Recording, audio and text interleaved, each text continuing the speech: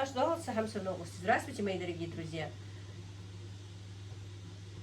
Мне стало немножко лучше, и я все-таки решила включить камеру и вместе с вами продолжить сегодняшний день. Скажу честно, с утра мне было не очень так. Теперь мне стало тепло, я сниму, а то ходила за помидорами. Видно? Ага. Утром стала с ужасной болью, головной болью и с сильнейшим таким вот, то ли заложенность носа, то ли что, я не знаю, носом. Но он у меня сейчас, как видите, и шмыгает, и не знаю, что это такое, никак не могу прийти в себя. Но сегодня уже купила, вернее, нашла рематадин, но еще мне и сын принес, потому что было только 2 таблетки, выпила рематадин.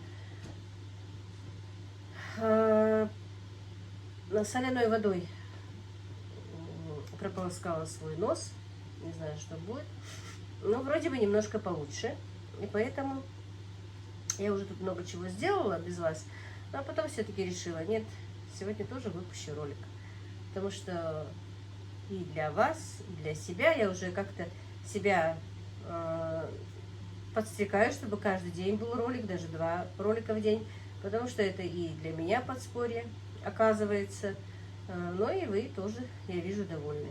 Потому что YouTube меня уже более-менее рекомендовать больше начал, просмотров больше. И, ну и хоть маленькая, но и копейка больше. Признаюсь вам честно, но не знаю, смогу ли я вынуть эти деньги из YouTube или нет. Но когда-нибудь же они все равно придут ко мне. Они придут, ничего страшного, значит не судьба. Так, чем мы будем с вами сегодня заниматься? Значит, видите, помидоры мои уже стали совсем розоветь. Смотрите, они были совсем зеленые, а уже розовые. Сегодня даже один был намного краснее этого, я его поела буквально недавно. Он так мне понравился. Но помидоры слишком большие, они у меня практически в банку не войдут, придется их резать. Сейчас я вам покажу, я уже вот, видите, вот так вот половинками. И сейчас спущу камеру, и мы с вами будем дальше продолжать работать. Так, вот, смотрите. Ага. Тут у меня и чай с малиной пила. И смотрите, какую огромную грушу мне сын принес. Это наша своя груша такая. Но она очень крепкая, друзья. Прям вот крепкая. Но когда она полежит немножко, ну, 2-3 недельки, она бывает мягкой. Так, эти баночки тоже пока нам не нужны. Эти банки я уже заполнила. Видите, у меня стояли огурчики, причем стояли уже 3-4 дня, никак у меня не доходили руки. Это вон помидорчики, 3 банки. Одна ассорти такая получилась. Огурцы мы будем с вами стерилизовать. Ну, не с вами, я не буду уже показывать это все. Огурцы вы видели, как я стерилизую. По-моему, ну не в этом году, а вообще у меня есть ролик такой. Так, теперь мне нужно почистить чесночок. Для этого я сейчас горячую воду налью на него.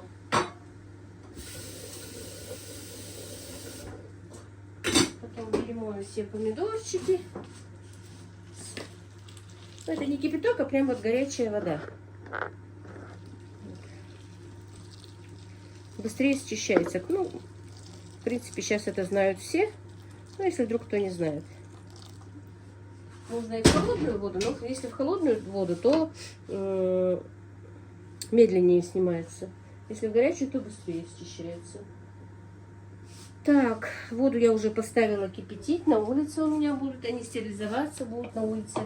Поставила вот эту вот длинную печку самодельную. Она очень выручает. Так что вот как-то так. Так, сейчас я вон те помидоры сюда перенесу. Ой, помидоры, говорю, банки.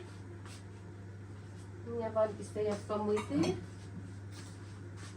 Подготовлю банки для зеленых помидор. Пусть будет. Мы не сказать, что прям большие любители зеленых помидор, но иногда хочется. Иногда хочется.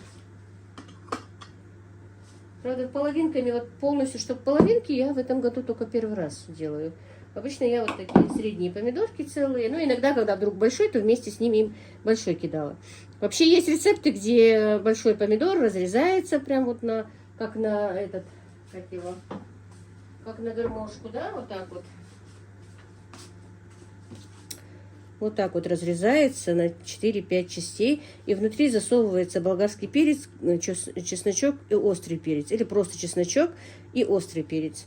Но я не хочу, я сама не люблю его. И дома у нас его не едят. Ну, такие помидоры. Видите, банку она не поместится. Будем разрезать пополам их. Вот так вот. Так, немножко чесночок постоит. А грушу уберу. Груш падает. Наверное, можно будет какое-нибудь повидло грушевое сделать. Так, переставлю сюда, потому что мне здесь будет немножко удобнее. Сегодня не смогла, друзья, поехать к сестре. Во-первых, и сама не смогла. И, во-вторых, я даже подумала, она-то у нас слабенькая, а я со своей простудой. Ну, поеду я в маске, но все равно они начнут там угощать что-то. Все равно надо будет поесть чего-то. Они не успокоятся. Да там еще маленький ребенок. Поэтому я побоялась, пока не буду ехать. Хоть она и ждет меня. Сегодня позвоню, поговорю. Вот пока у меня этот насморк не пройдет, мне кажется, мне не стоит туда ехать. Потому что я могу заразить их. Так, сейчас быстро помою помидоры, пока чеснок у меня стоит, да? Ну что, посмотрю, что у нас тут с чесночком. Можно ли его уже счищать? Можно, видите, вот теперь быстро-быстро чистится. Так.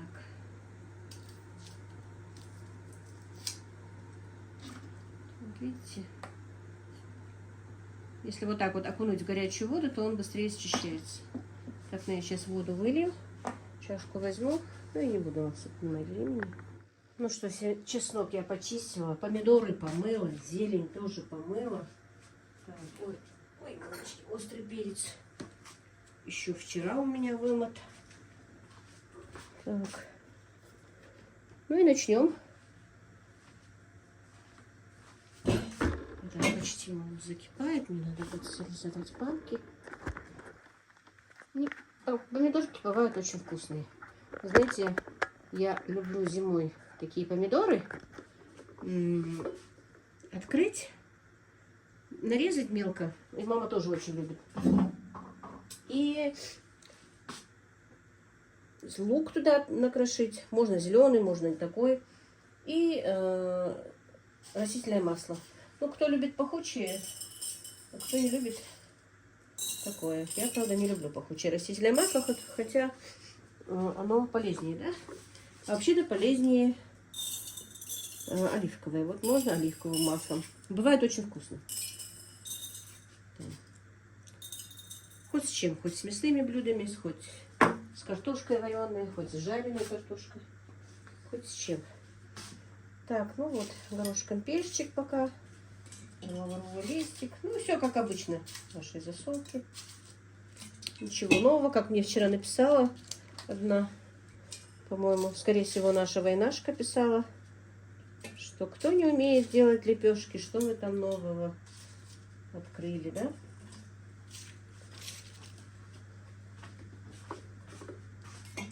А если даже и умеют. Значит, я сегодня делала лепешки.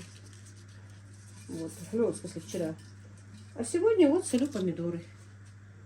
Мне же многие пишут, мы сами все это умеем, но нам нравится смотреть. Да, и я смотрю. Иногда, вы знаете, не хочу я никакие другие каналы смотреть, например, да, вот, ну, как бы про жизнь или еще что-то. А просто включаю и какие-то рецепты смотрю. Просто тупо смотрю рецепты. Может быть, я их никогда в жизни не сделаю. Но я их смотрю. Так, чесночок к этим помидорам я кидаю побольше часть. И внизу, и посерединке кину, и наверху кину, потому что с зелеными помидорами чеснок очень даже дружит. Поэтому побольше. Вы знаете, друзья, вот люблю осенью делать заготовки. Вспоминаю сразу и детство, И времена, когда вот действительно у меня были поля, потому что, ну, вот уже вот такие вот последние зеленые помидоры или еще. Обычно все, это же завершение, это уже, можно сказать, как бы дело идет к зиме, к отдыху, что уже не будет так много так работы, можешь отдохнуть. Хотя вы знаете, друзья, я в детстве, в принципе, не в детстве, никогда и не отдыхала, можно сказать, как-то. Чтобы вообще у меня не было, нечего было делать. Потому что зимой мы с мамой,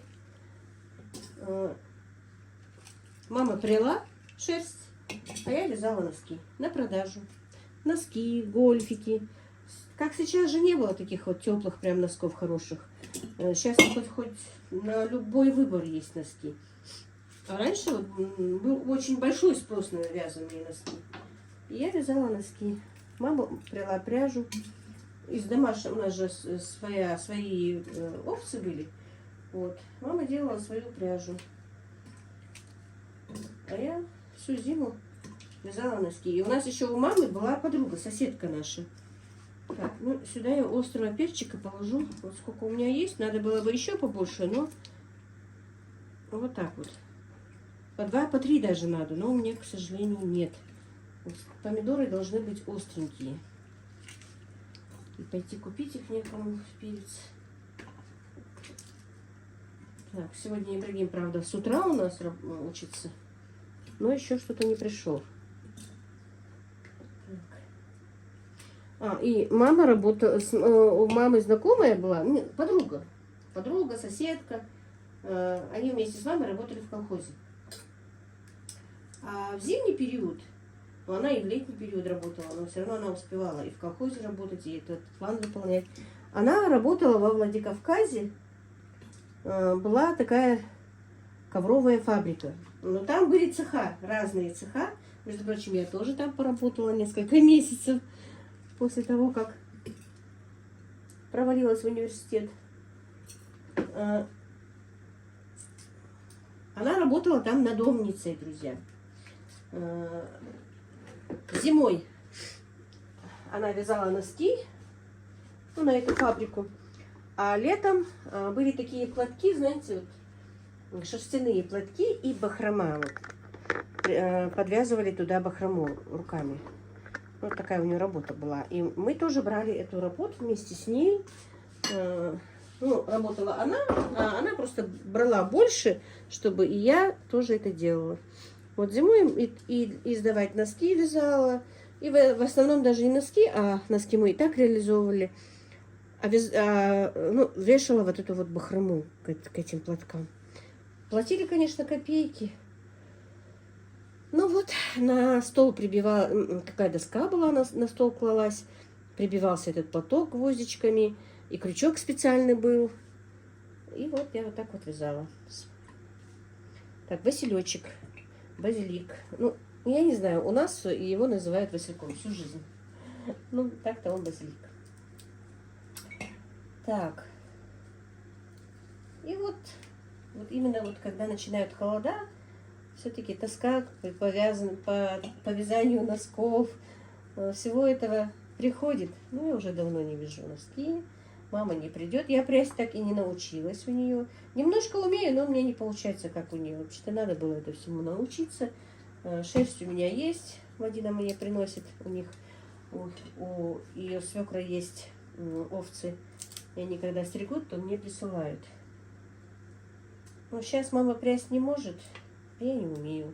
Практически не умею.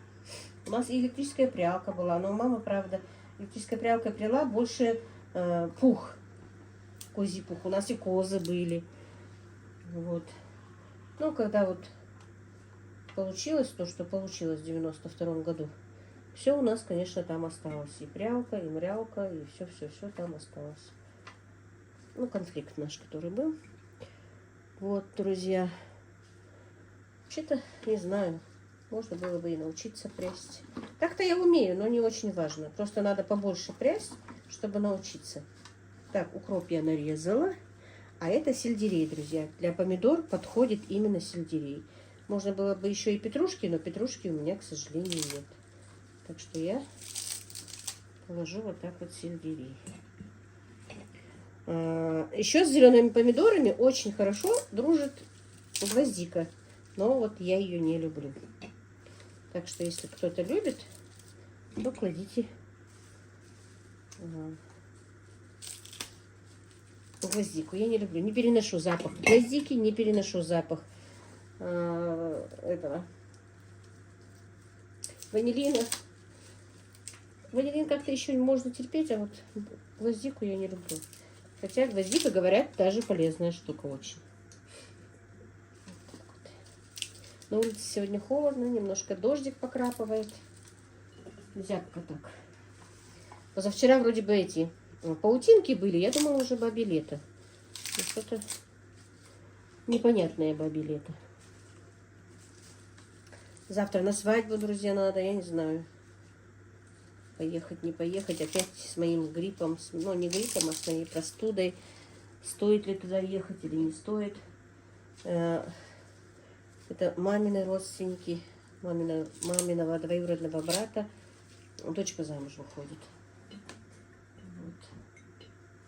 Ну, маминого двоюродного брата, сына дочка, получается, выходит замуж. Это мамин двоюродный брат-то, наверное, уже, его уже давно нет. Вот. Мама не сможет поехать. Я говорила, сможешь поехать? Говорит, нет. Она долго сидеть не может, да и ей постоянно нужно бегать. Пьет постоянно эти, ну не постоянно, а каждое утро она пьет мочегонные таблетки. Из-за того, что давление у нее и ноги отекают. Вот 2 видов мочегонные.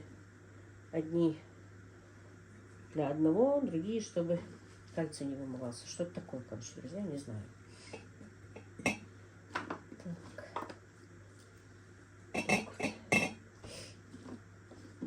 Ну, немножко запах чувствую, а то я вообще запах не чувствовала. Запах сельдерея сейчас почувствовала. Немножко освобождается у меня. Банок у меня уже больше нет. Все банки заполнены, ни одной. Маленькие еще есть, а вот 3-литровых банок нет. А хотелось бы еще компотику сделать, посмотреть, что там у нас на рынке есть. Чтобы сварить компот. Наверное, виноград можно. Ой, как давно я не была на рынке. Скорее всего, завтра утром рано поеду, потому что у меня небольшой заказ. Позвонили мне, небольшой заказ у меня. Так, ну это я сейчас посерединке положу, да? Сейчас подставим.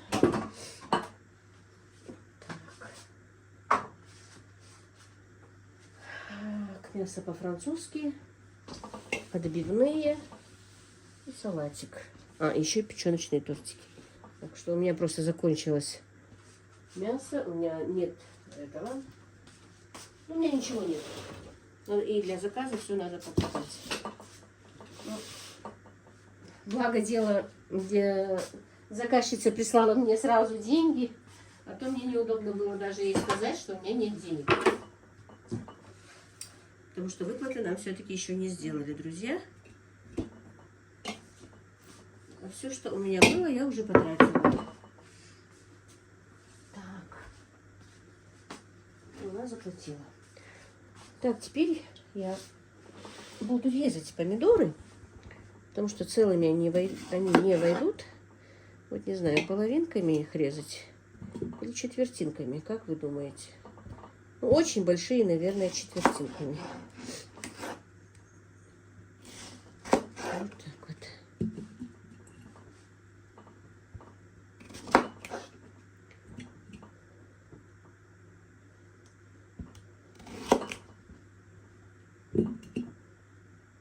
Видите, они уже покраснели. Один даже еще оставила. Сегодня огромный один я поела. Оставлю. Вообще, надо, может быть, купить их, да поставить. Так, этот тоже я оставлю. И, наверное, этот тоже оставлю. Они у меня покраснеют, и мы их поедим. Я даже люблю вот такие не очень спелые помидоры кушать. Знаете, как я еще их люблю? С рассольным сыром. С соленым сыром. Все-таки этот розовый. Вот так вот.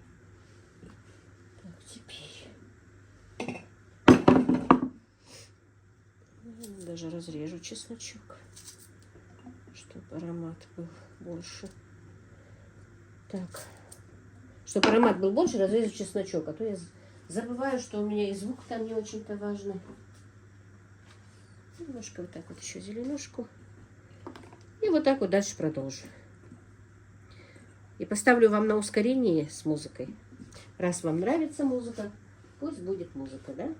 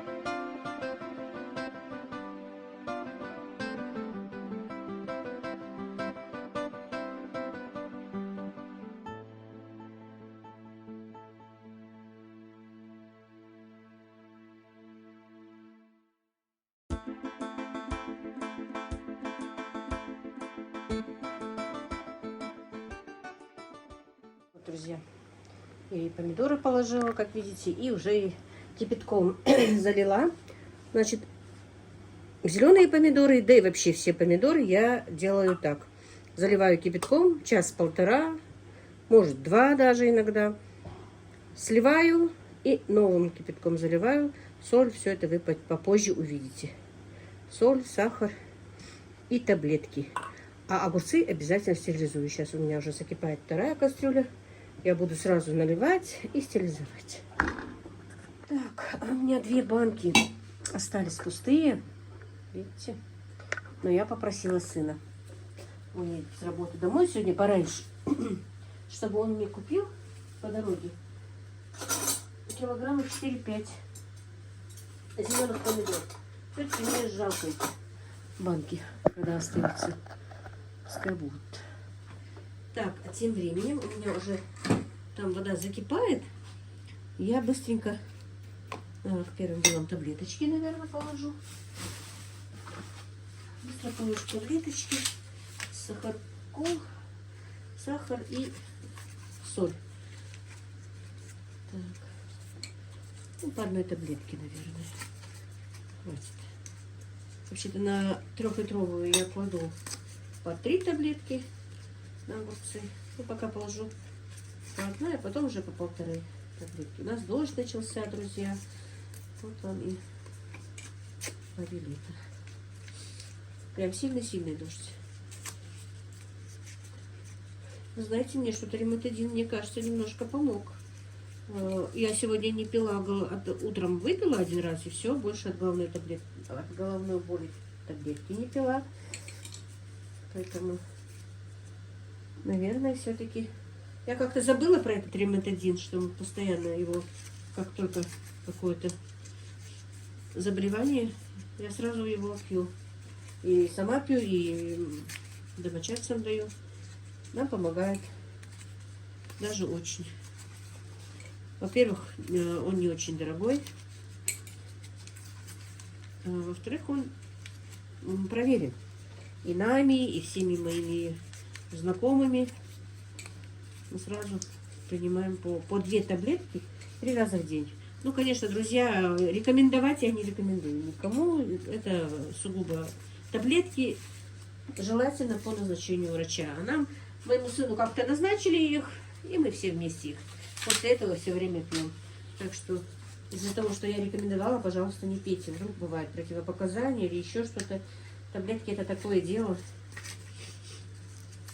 У меня никогда, вот, как вспомню таблетки, сразу отца вспоминаю. Мой отец никогда не пил таблетки, если их ему не назначил врач. Вот что бы это ни было. Никогда его не заставишь ни таблетки выпить, ни укол сделать, если это не было назначение врача. Врачам, правда, он верил. Вот если врач назначен, он говорил, что врачей послал Всевышний, им надо верить. Так, сюда, по-моему, я лишнюю кинула. Ага. Врачам доверял и верил. Ну а так, если там кто-то посоветует, что это там хороший препарат, можно выпить, он безвредный. Нет, это не прокатывало с отцом моим. Что? И в принципе я тоже точно же такая. Я тоже очень боюсь. И сын мой тоже. Мы 100 раз перечитаем аннотации, чего только не сделаем. Как-то, знаете, когда пришел, принес, ну вот ты принес маленькие помидорчики.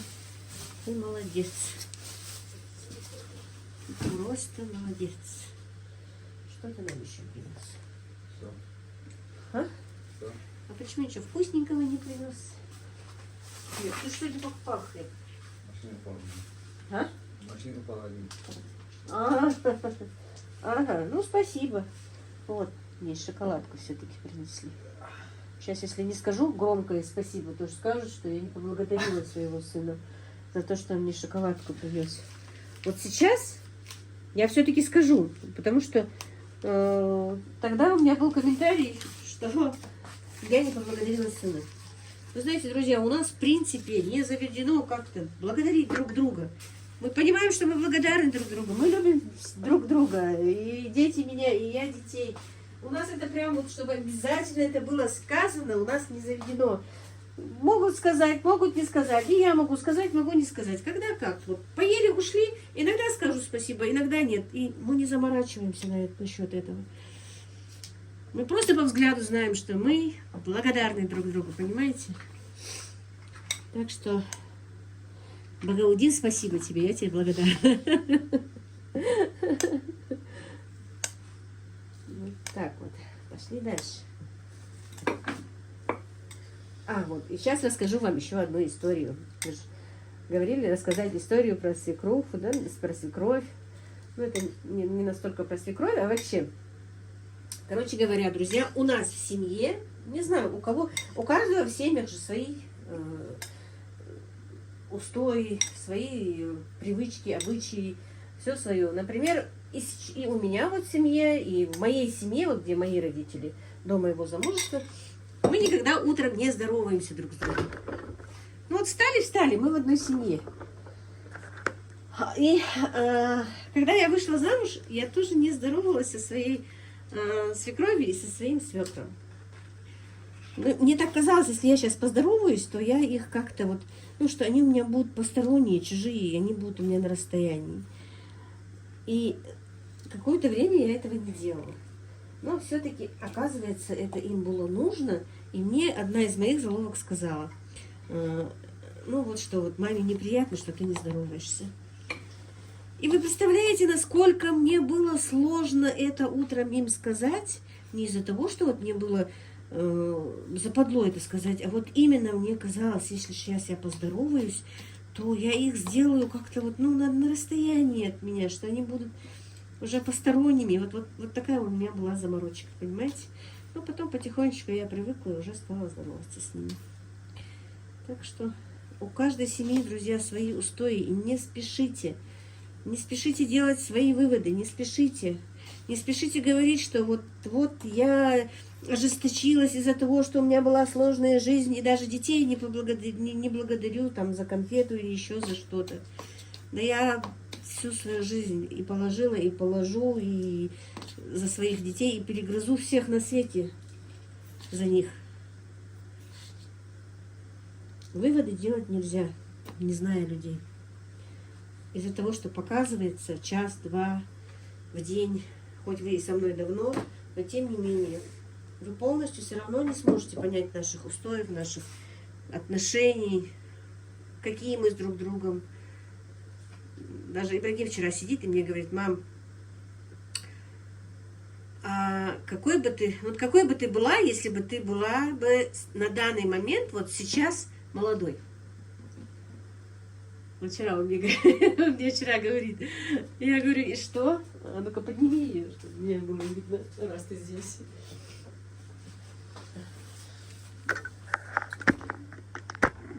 Видно? И ну вот сидим, и он мне говорит, мам, какой бы ты была интересна, если бы ты сейчас, вот на данный момент была вот, ну, его возраста, молодой. Я говорю, не знаю, а почему ты, я говорю, почему ты так говоришь? Ну, как не знаю, ты просто, в принципе, ты у нас сейчас современная, не как все в основном твоего возраста, мамы. Ты и так более-менее современная, говорит, ты во многом разбираешься, ты, говорит, хорошо понимаешь нас.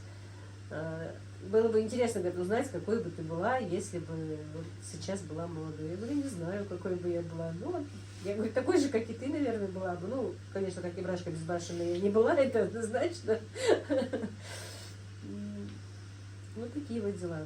Честно я вам признаюсь, друзья, с детьми, где нужно быть мамой строгой, я мама строгая. А где нужно быть другом, подругой, советчиком, я и такая. Если бы не так, то моя семья бы давным-давно бы не была такой, какая она есть. Она бы давно бы просто бы распалась. И мы бы не держались друг за друга, мы бы не поддерживали друг друга. Вы знаете, это большой труд. Это огромный труд. Я вот опять вспомню про своего отца. Как-то я своему отцу сказала, почему мы тебя вот так боялись? Ну, как-то, ну, не сказать, что боялись. Я даже не знаю, как это слово передать. Вот не боязнь, а вот уважение, почитание, может быть. Никогда в жизни, сколько я себя помню, ни братьев, ни меня, ни сестру, он никогда пальцем не тронул. Самое обидное слово из его уст, это было, если мы что-то сделали плохое, дурак, дурак. Дурак, плохой дурак, да? У нас это плохой. Вот если он это сказал, это значит, мы настолько провинились, что было очень обидно, и не хотелось говорить. Я говорю, как ты это сделал? Ну, как ты делал так, что мы тебя уважали? Ты же нас не бил никогда и практически не ругал никогда. Вот как у тебя это получалось? Он просто улыбнулся и сказал, уметь надо. Так что, друзья, я не хочу сказать, что я прям такая умная или еще что-то, но свою семью я сделала сама, со своими детьми, со своей мамой. И я благодарна своей семье, я благодарна своим детям. Благодарна Всевышнему, конечно, в первую очередь, что они у меня такие, что мы у друг друга есть, что я не прожила, что я прожила не просто жизнь. Мне кажется, я прожила хорошую жизнь, пускай она будет трудная. Я не ожесточилась ни в коем случае. И пусть она будет еще сложнее, тоже не ожесточусь. Это не ко мне. Я люблю жизнь, я люблю людей, я люблю своих детей, я люблю весь мир. И пусть будет мир на земле. Это все спонтанно, друзья. Извините меня, конечно. И я вообще не думала об этом даже говорить. Не знаю, может быть, я и не включу это в ролик.